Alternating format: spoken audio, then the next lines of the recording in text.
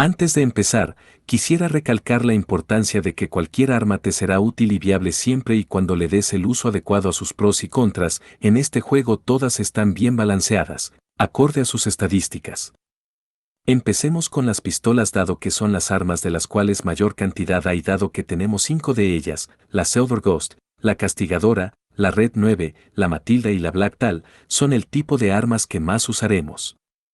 La Silver Ghost es con la cual iniciaremos el juego y como es costumbre, es un arma bastante estándar, añadir que la Silver Ghost y la Castigadora son las únicas a las cuales les puedes acoplar una mira láser, lo cual aumenta muchísimo su eficacia, ya que elimina por completo el preocuparnos por la dispersión y la precisión. La Silver Ghost puedes mejorarla muy pronto en el juego y para el inicio del castillo ya casi la tendrás al máximo. Hablando de su mejora máxima es bastante atractiva porque aumenta en un 30% el obtener un crítico al disparar a la cabeza de un enemigo, algo bastante útil para toda la sección del pueblo teniendo en cuenta que no todas las pistolas hacen esto. Pasemos a la Castigadora, teniendo en cuenta que la acabas de comprar y tiene su mira láser, tienes en tus manos una Silver Ghost, pero con un poco menos de daño y con la misma precisión. A la vez tienes un arma capaz de atravesar enemigos. Esto será de mucha utilidad dependiendo de ti y de tu estilo de juego. Una utilidad que yo le veo quizás sea contra los iluminados con escudo que aparecen a partir del castillo.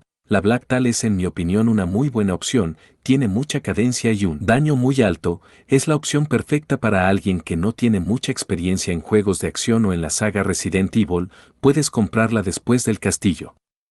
La Red 9 es algo extraña en este remake, recibió un nerf bastante agresivo, muchísima potencia, pero bastante poca cadencia y una muy mala precisión. A mí realmente nunca me gustó esta arma, ni aquí ni en el juego original. Si sabes cómo usarla es perfecta para ti. Vamos con la Matilda, otra pistola bastante estándar, pero tiene un gran añadido. Al comprar su culata le permite disparar en ráfagas de 3 disparos, en su mejora máxima de potencia tiene 2.0 de potencia. Cada ráfaga es el equivalente a 6.0 de potencia, casi como una escopeta. A pesar de esto su munición se consume demasiado rápido. Si sabes administrar la munición es una opción perfectísima. De todas formas tú puedes elegir con qué armas jugar y eso te ofrece mucha rejugabilidad. En caso de hablar sobre las escopetas tenemos 3 para elegir. La W870, la antidisturbios y la Striker. La escopeta inicial es bastante lenta en su estado base, pero al mejorarla al máximo tendrás el absurdo daño de 20 de potencia, es la única arma que mata a la mayoría de enemigos comunes de un disparo cercano. La antidisturbios es igual a menos potencia pero más cadencia y más precisión, con lo cual teniendo más DPS.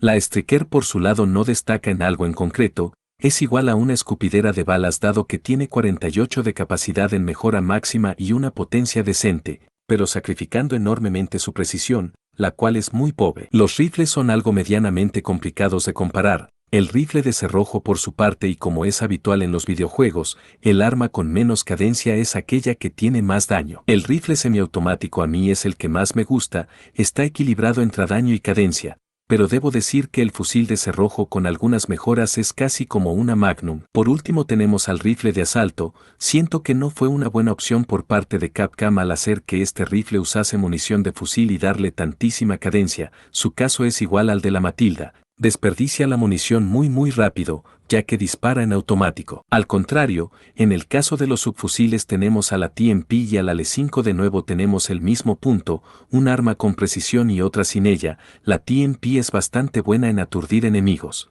pues si te gusta mucho el estar dando patadas es muy satisfactoria usarla. La L5 es más como una castigadora, su mejora máxima hace que pueda atravesar enemigos y su precisión está muy por encima de la TMP. En el caso de la Magnum tenemos 2, la Killer 7 y la Broken Butterfly. Yo realmente prefiero la Killer 7, es verdad que no tiene tanta potencia como su oponente, pero su índice de críticos es mucho mayor. Muchas veces podremos matar a enemigos de un solo disparo, aunque viéndolo bien esto no es algo muy inusual en este tipo de armas. La Killer 7 cuenta con más precisión, pero menos potencia. La Broken Butterfly es capaz de acabar con muchos jefes del juego con muy pocos disparos, eso está más que claro.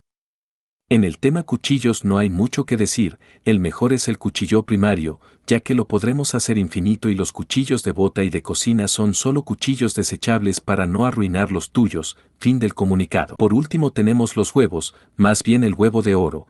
porque solo podremos conseguir 2 entre los 16 capítulos que dura el juego, uno en la isla de los pollitos en el pueblo y el otro en la sala del trono.